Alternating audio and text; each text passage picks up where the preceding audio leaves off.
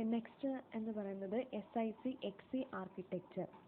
XC architecture എന്ന് പറഞ്ഞാൽ അതിൻ്റെ എക്സ്പാൻഷൻ എക്സ്ട്രാ എക്സ്പെൻസീവ് അല്ലെങ്കിൽ എക്യുപ്മെൻറ്റ് എന്ന് പറയും. എക്സ്ട്രാ എക്യുപ്മെൻറ്റ് ആർക്കിടെക്ചർ എന്ന് പറയും. ഓക്കെ, അപ്പം ഇതിനകത്ത് എന്തൊക്കെയാണ് ഉള്ളതെന്ന് നോക്കാം. ഒന്നാമത്തത് മെമ്മറിയാണ്. ഇതിനകത്തുള്ള മെമ്മറി എന്ന് പറയുന്നത് 1 MB ആണ്. എത്രയാണ്? 1 MB എന്ന് വെച്ചാൽ 2⁻20 bytes ആണ്. ഓക്കെ, അപ്പം SIC XC ആർക്കിടെക്ചർ. SIC എന്ന് പറയുമ്പോൾ എന്താ, നേരത്തെ നമ്മൾ നോക്കിയിട്ടുണ്ടായിരുന്നു. SIC എന്ന് പറയുമ്പോൾ സിംപ്ലിഫൈഡ് ഇൻസ്ട്രക്ഷണൽ കമ്പ്യൂട്ടർ ആർക്കിടെക്ചർ. അതിനകത്ത് എക്സ്റ്റെൻഡഡ് അല്ലെങ്കിൽ എക്സ്ട്രാ എക്സ്പെൻസീവ് ആർക്കിടെക്ചറിനകത്തുള്ള മെമ്മറി എന്ന് പറയുന്നത് 1 MB ആണ്, 2⁻20 bytes ആണ്. ഓക്കെ, ഇനി രജിസ്റ്റേഴ്സ് എത്രയൊക്കെയാണെന്ന് നോക്കാം. നമുക്ക് SICയിലുള്ള രജിസ്റ്റേഴ്സ് കൂടാതെ ഉള്ള രജിസ്റ്റേഴ്സാണ് ഈ പറയുന്നത്. ഓക്കെ, മറ്റേതിനകത്ത് നമുക്ക് ഓൾറെഡി ഒരു 5 രജിസ്റ്റേഴ്സ് ഉണ്ടായിരുന്നു. ആ രജിസ്റ്റേഴ്സ് കൂടാതാണ് ഈ രജിസ്റ്റേഴ്സ് നമുക്ക് വരുന്നത്. അപ്പം 3 additional registers, that is 24 bits in length. എല്ലാം 24 bits ലെങ്തിലുള്ള രജിസ്റ്റേഴ്സാണ് നമ്മളിവിടെ യൂസ് ചെയ്യുന്നത്. ഏതൊക്കെയാണെന്ന് നോക്കാം. ഒന്ന് B, പിന്നെ S, പിന്നെ T. ഓക്കെ, എന്താണ് B എന്ന് പറയുന്നതെന്ന് വെച്ചാൽ they are called the base registers. Base registers. പിന്നെ S എന്ന് പറയുന്നത് എസും ടിയും. ഓക്കെ, എസും ടിയും രണ്ടും they are called the general registers.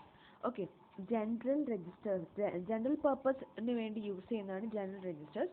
ഇനി ഈ നമ്പേഴ്സ് ഉണ്ടല്ലോ, ഈ നമ്പേഴ്സ് എന്ന് പറയുന്നത് അവരുടെ കോഡുകളാണ്. ഓക്കെ, അവരുടെ കോഡുകളാണ്. അപ്പോൾ അത് ഓർത്തിരിക്കണം. ബേസ് രജിസ്റ്റേഴ്സിനുള്ള നമ്പർ കോഡ് എന്ന് പറഞ്ഞാൽ 3 ആണ്. എസും ടിയും അത് 4ഉം 5ഉം ആണ്. പിന്നെ അഡീഷണൽ ആയിട്ട് SICക്കകത്തും SIC XCയും തമ്മിലുള്ള മെയിൻ ഡിഫറൻസ് എന്ന് പറയുന്നത് SICക്ക് ഫ്ലോട്ടിംഗ് പോയിന്റ് അക്യുമുലേറ്റേഴ്സ് ഇല്ല. അവിടെ ഫ്ലോട്ടിംഗ് പോയിന്റ്സ് ഇല്ല. പക്ഷേ ഇവിടെ നമുക്ക് ഫ്ലോട്ടിംഗ് പോയിന്റ് അക്യുമുലേറ്റേഴ്സ് ഉണ്ട്. ദാറ്റ് ഈസ് 48 ബിറ്റ് ഉള്ള ഒരു ഫ്ലോട്ടിംഗ് പോയിന്റ് അക്യുമുലേറ്റർ ഉണ്ട്. നമുക്ക് ഫ്ലോട്ടിംഗ് പോയിന്റ് യൂസ് ചെയ്യുകയാണെങ്കിൽ നമ്മൾ F രജിസ്റ്റർ ആണ് യൂസ് ചെയ്യുന്നത്. അതിൻ്റെ കോഡ് 6 ആണ്.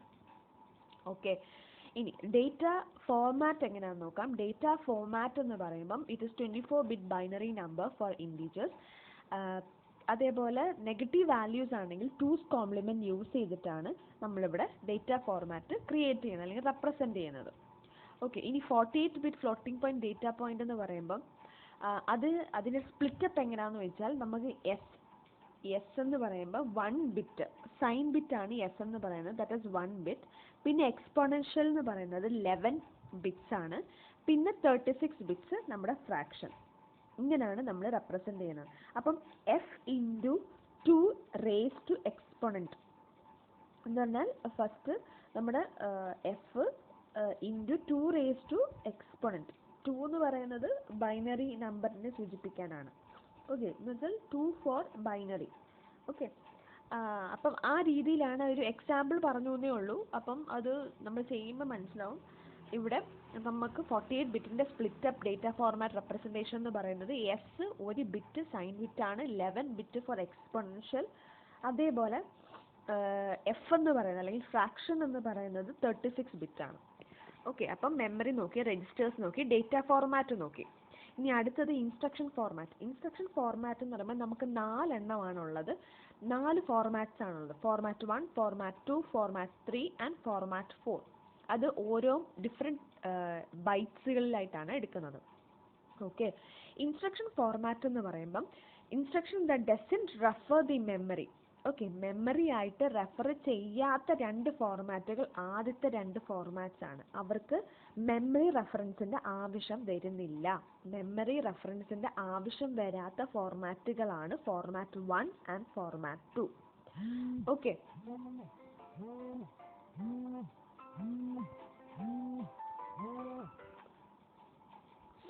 സോറി. അതിനുശേഷം വരുന്നതെന്ന് വെച്ചാൽ നമുക്ക് നോക്കാം, ഓരോ ഫോർമാറ്റ്സും നോക്കാം. ലാർജർ മെമ്മറി, ഈ എക്സിയിൽ ലാർജർ മെമ്മറി എന്ന് പറയുന്നത് അഡ്രസ്സ് എന്ന് പറഞ്ഞാൽ 15 ബിറ്റ് ഫീൽഡ് ആണ്. അപ്പോൾ അവിടെ 15 bit means an address cannot fit in 15 bit field എന്നാണ് പറയുന്നത്. എന്ന് വെച്ചാൽ അവിടെ നമുക്ക് 15 ബിറ്റ് ഫീൽഡ് കൊള്ളിക്കാൻ പറ്റത്തില്ല. അപ്പം എങ്ങനെയാണെന്ന് അതിൻ്റെ റിലേറ്റീവ് അഡ്രസ്സിങ് എങ്ങനെയാണെന്ന് നോക്കാം. റിലേറ്റീവ് അഡ്രസ്സിങ് മോഡ് എന്ന് പറയുന്നത് അതിൻ്റെ ഫോർമാറ്റ് 3. ഇപ്പം ഈ തേർഡ് വൺ ആണ് റിലേറ്റീവ് അഡ്രസ്സിങ്. ഇവിടെ എന്ന് പറയുമ്പോഴും റിലേറ്റീവ് അഡ്രസ്സിങ് തന്നെയാണ്, അവിടെ ഫോർമാറ്റ് 4 ആണ്. അതെങ്ങനെ ഐഡൻറ്റിഫൈ ചെയ്യുന്നതെന്ന് പറഞ്ഞുതരാം. ഒന്നാമത്തെ ഫോർമാറ്റ് എന്ന് പറയുമ്പോൾ നമുക്ക് ആകെ ഒരു ഓപ്പ് കോഡ് മാത്രമേ ഉള്ളൂ. ഓക്കെ, ഒരു ഓപ്പ് കോഡ് മാത്രമുള്ള ഫോർമാറ്റിനെയാണ് ഒന്നാമത്തെ ഫോർമാറ്റ് എന്ന് പറയുന്നത്. അവിടെ 1 ബൈറ്റ് ആണ് അതിൻ്റെ സൈസ്. 1 ബൈറ്റ് ആണ് അതിൻ്റെ സൈസ്. രണ്ടാമത്തെ ഫോർമാറ്റ് എന്ന് പറയുന്നത് എന്താ പറയുക, 2 ബൈറ്റുള്ള സൈസിലുള്ള 2 ബൈറ്റ് സൈസിലുള്ളതാണ്. അവിടെ നമുക്ക് ഒരു ഓപ്പ് കോഡും കാണും, 2 രജിസ്റ്റേഴ്സും കാണും. ഓക്കെ, അപ്പോൾ ടോട്ടലി 16 ബിറ്റ്സിൻ്റെ സൈസ് ഉണ്ട്. 16 ബിറ്റ്സിൻ്റെ സൈസ് ഉണ്ട്. കാരണം 8 + 4 + 4. ഓക്കെ, ഈ 8നെ നമ്മൾ സ്പ്ലിറ്റ് ചെയ്ത് 4ഉം 4ഉം ആക്കിയതാണ്. അപ്പോൾ 2 രജിസ്റ്റേഴ്സ് R1 R2 എന്നുള്ള 2 രജിസ്റ്റേഴ്സ് യൂസ് ചെയ്യാം. അതിൻ്റെ കൂടെ ഓപ്പ് കോഡും യൂസ് ചെയ്യാം.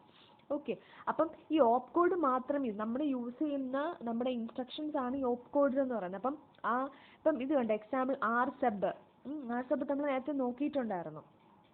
Return to the subroutine എന്നാണ്. അപ്പം അങ്ങനെ റിട്ടേൺ ചെയ്യുമ്പോൾ നമുക്കൊരു ഓപ്പറാൻഡ് ആവശ്യം വരുന്നില്ല, അവിടെ ഓപ്പ് കോഡ് മാത്രം മതി. അപ്പോൾ ആ സ്റ്റേജിലാണ് നമ്മൾ ഒരു ഫസ്റ്റ് ഫോർമാറ്റ് യൂസ് ചെയ്യുന്നത്. രണ്ടാമത്തെ ഫോർമാറ്റ് ഇപ്പം അഡീഷൻ A+B അല്ലെങ്കിൽ 2 രജിസ്റ്റേഴ്സ് യൂസ് ചെയ്യാം, R1 R2 ആഡ് ചെയ്യണം എന്ന് പറയുവാണെങ്കിൽ നമുക്ക് 2 രജിസ്റ്റേഴ്സ് നമ്മൾ യൂസ് ചെയ്യേണ്ട ആവശ്യം വരുന്നുണ്ട്. അങ്ങനത്തെ സ്റ്റേജിലാണ് നമ്മൾ രണ്ടാമത്തെ ഫോർമാറ്റ് യൂസ് ചെയ്യുന്നത്. ഈ തേർഡ് ഫോർമാറ്റും ഫോർത്ത് ഫോർമാറ്റും എന്ന് പറഞ്ഞാൽ ദേ ആർ സിമിലർ. വ്യത്യാസം ഉള്ളതെന്ന് പറയുമ്പം ഈ ഡിസ്പ്ലേയും അഡ്രസ്സും മാത്രമാണ്. ഇവിടെ 3 ബൈറ്റ്സ് ആണ് യൂസ് ചെയ്യുന്നത്, ഇവിടെ 4 ബൈറ്റ്സ് ആണ് യൂസ് ചെയ്യുന്നത്. ഇവിടെ ഇതേപോലെ തന്നെ 2 ഓപ്പ് കോഡ്സ് ഉണ്ട്, 6 ബിറ്റ്സിലുള്ള ഒരു ഓപ്പ് കോഡ്സ് ഉണ്ട്. പിന്നെ NIX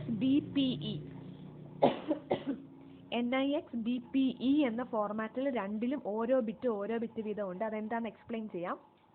പിന്നെ ഇവിടെ വരുന്നത് 12 ബിറ്റ്സും ഇവിടെ 20 ബിറ്റ്സുമാണ് വരുന്നത്. ഓക്കെ, ആ ഒരു 2 ഡിഫറൻസുകൾ നോക്കിയിരിക്കാം. അപ്പം അത് എന്താണ് ഈ NIX BPE എന്ന് പറയാം.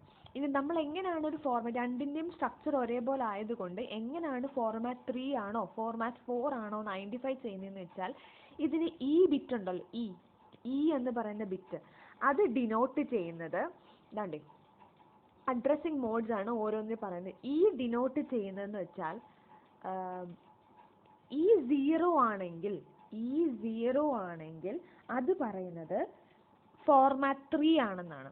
ഈ 0 ആണെങ്കിൽ ഫോർമാറ്റ് 3യും ഈ 1 ആണെങ്കിൽ അത് ഫോർമാറ്റ് 4 ആണ്. അപ്പം യെ ഡിപ്പെൻഡ് ചെയ്തിട്ട് നോക്കിയിട്ട് വേണം നമ്മൾ പറയാൻ ഏത് ഫോർമാറ്റ് ആണ്. എന്ന് പറയുന്ന 0 ആണെങ്കിൽ ഫോർമാറ്റ് 3യും ക്ക് 1 ആണ് വാല്യൂ എങ്കിൽ അത് ഫോർമാറ്റ് 4ലും ആയിരിക്കും.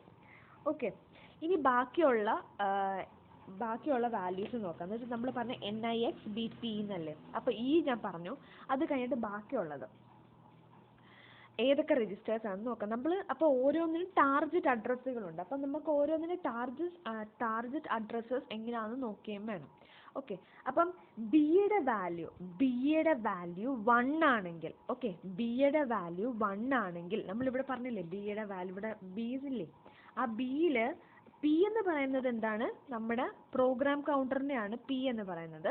അത് നമുക്ക് പറയാം നെക്സ്റ്റ് ആയിട്ട്. ആദ്യമേ ബി നോക്കാം. ബി എന്ന് പറയുമ്പം that is called the base register. Base രജിസ്റ്ററിനകത്ത് ബേസ് റിലേറ്റീവ്ലി 1 ആണെങ്കിൽ നമുക്ക് എന്താണ് പറയുന്നത്, അവിടെ ദ ടാർഗറ്റ് അഡ്രസ്, നമ്മൾ എങ്ങനെയാണ് ടാർഗറ്റ് അഡ്രസ്സ് കാൽക്കുലേറ്റ് ചെയ്യുന്നതെന്നാണ്. ഓരോ കേസിലും ടാർഗറ്റ് അഡ്രസ്സ് നോക്കണം. ഓക്കെ, ടാർഗറ്റ് അഡ്രസ് എന്ന് പറയുന്നത് ആ base address plus the displacement എന്ന് പറഞ്ഞാൽ ഇവിടെ ഒരു ബിറ്റ് ഉണ്ട്, 12 ബിറ്റ്സ് ഇല്ലേ, ഈ ഡിസ്പ്ലേസ്മെൻറ്റും നമ്മുടെ ടാർഗറ്റ് അഡ്രസ്സും കൂടി ആഡ് ചെയ്യുക. ടാർഗറ്റ് അഡ്രസ്സ് എന്ന് പറഞ്ഞാൽ ബേസ് റിലേറ്റീവ്, അതും കൂടി ആഡ് ചെയ്യുമ്പോഴാണ് നമ്മുടെ ടാർഗറ്റ് അഡ്രസ്സ് കിട്ടുന്നത്. ഓക്കെ, ബി ഈക്വൽ ടു 1ഉം അതേപോലെ പി ഈക്വൽ ടു 0 എന്ന്. പി ഈക്വൽ ടു 0 എന്ന് പറഞ്ഞാൽ ബിയും പിയും കൂടി ഒന്നിച്ചാണ് പറയുന്നത്. പ്രോഗ്രാം കൗണ്ടർ ആക്റ്റീവ് ആവുകയാണെങ്കിൽ ബേസ് റേറ്റ് 0 ആയിരിക്കും. ഓക്കെ, അതുകൊണ്ടാണ് അങ്ങനെ പറഞ്ഞിരിക്കുന്നത്. അപ്പോൾ പി ഈക്വൽ ടു 0. പി എന്ന് പറയുന്നത് എന്താണ്, പി പ്രോഗ്രാം കൗണ്ടറാണ്, ബി എന്ന് പറയുന്നത് ബേസ് രജിസ്റ്റർ ആണ്. ഓക്കെ, അപ്പം ബേസ് റിലേറ്റീവ് അഡ്രസ്സ് കണ്ടുപിടിക്കുക എന്ന് വെച്ചാൽ ബേസ് റിലേറ്റീവ് തരുവാണെങ്കിൽ നമ്മുടെ ടാർഗറ്റ് അഡ്രസ്സ് എന്ന് പറയുന്നത് it is base relative plus displacement. Okay, പിന്നെ അതേപോലെ പ്രോഗ്രാം കൗണ്ടർ റിലേറ്റീവ് ആണ് 1 എങ്കിൽ, പി 1 ആണെങ്കിൽ അവിടെ ടാർഗറ്റ് അഡ്രസ്സ് കണ്ടുപിടിക്കുന്നത് പ്രോഗ്രാം കൗണ്ടർ പ്ലസ് ഡിസ്പ്ലേസ്മെൻ്റ് ആയിരിക്കും.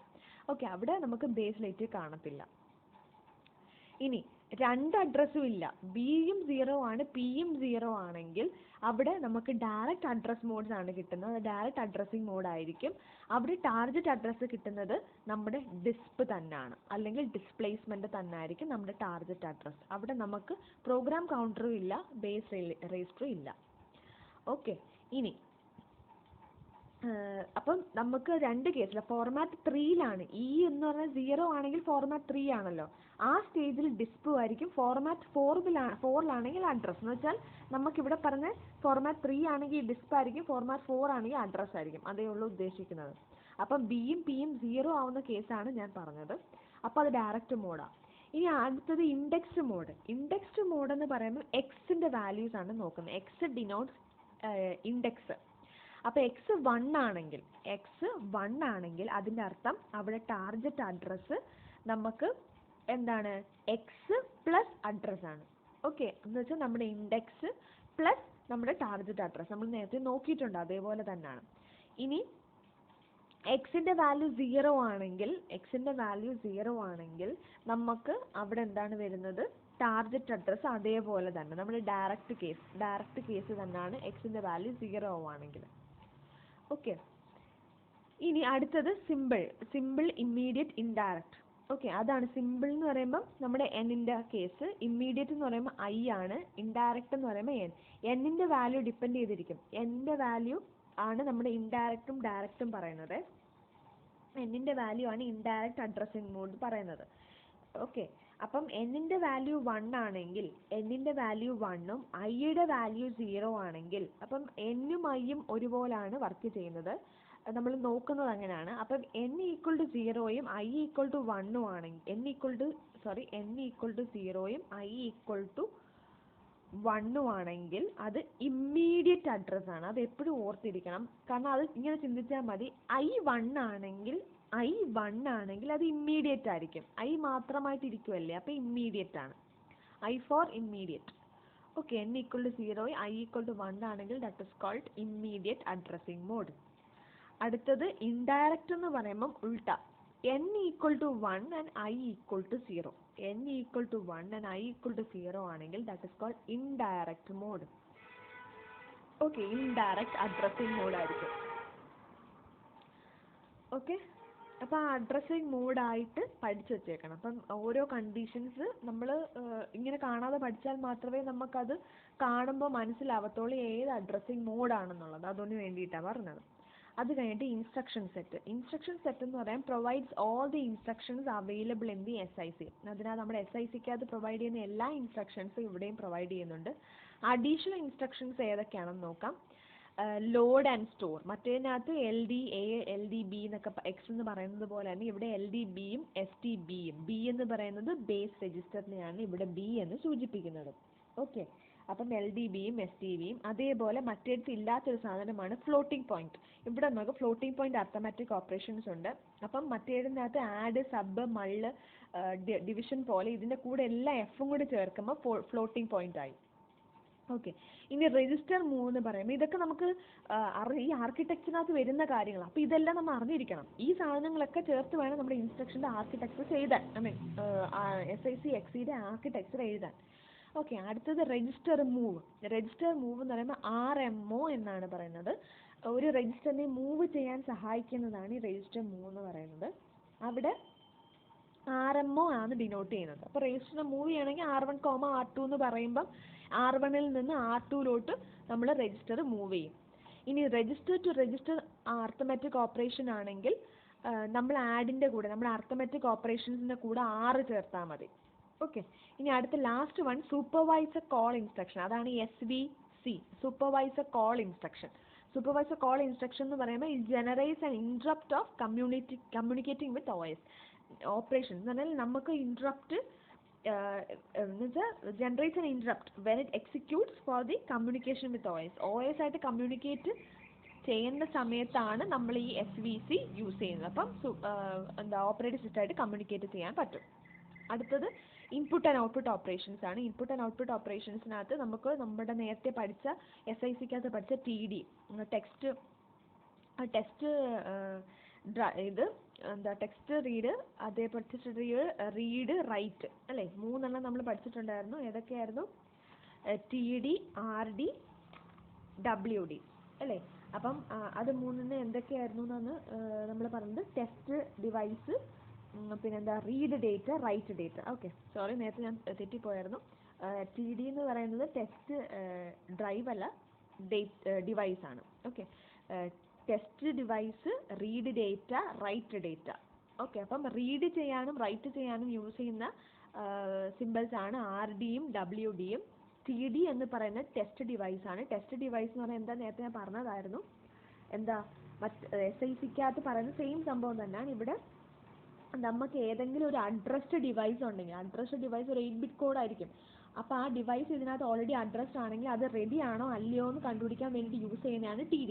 അപ്പോൾ അതെങ്ങനെ കണ്ടുപിടിക്കുന്നത്? ലെസ് ദാൻ സിമ്പിൾ എന്ന് വെച്ചാൽ ലെസ് ദാൻ നമ്മുടെ ഡിവൈസിൻ്റെ കോഡ് ആണെങ്കിൽ നമുക്ക് പറയാം ആ ഡിവൈസ് റെഡി ആണെങ്കിൽ. അത് ഈക്വൽ ടു ദ ഡിവൈസ് ആണെങ്കിൽ, ഈക്വൽ ടു സിമ്പിൾ ആണ് വരുന്നുണ്ടെങ്കിൽ, ഈക്വൽ ടു എന്ന് പറയുമ്പം ഡിവൈസ് നോട്ട് റെഡി എന്നാണ്.